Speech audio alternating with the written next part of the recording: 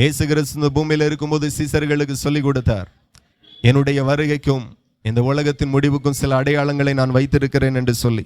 நீங்க கவனித்தீர்களானால் இயேசு கிறிஸ்து வந்தா என்ன, உலகம் அழிஞ்சா எனக்கு என்னன்னு நீங்க நினைக்கலாம். இயேசு கிறிஸ்துனுடைய வருகைக்கும் உங்களுக்கும் சம்பந்தம் இருக்கிறது. இயேசு கிறிஸ்து இந்த பூமியில 2000 ஆண்டுகளுக்கு முன்பதாக வந்தது மாத்திரமல்ல, இனியும் வரப்போகிறார். அன்றைக்கு வந்தது நம்முடைய பாவத்தின் பலியாகும்படி வந்தார்.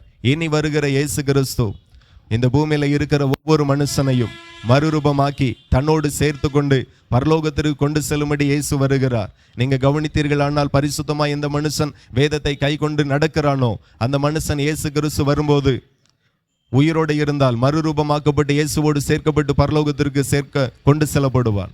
மரித்திருந்தால் அடக்கம் பண்ணப்பட்டிருந்தால் அந்த மனுஷனுடைய கல்லறைகள் ஆத்துமா உயிர்ப்பிக்கப்பட்டு மறுரூபமாக்கப்பட்டு இயேசுவோடு சேர்க்கப்பட்டு பரலோகத்திற்கு போகும். ஆகையினால இயேசு கிறிஸ்து சீக்கிரமாய் வருகிறார்.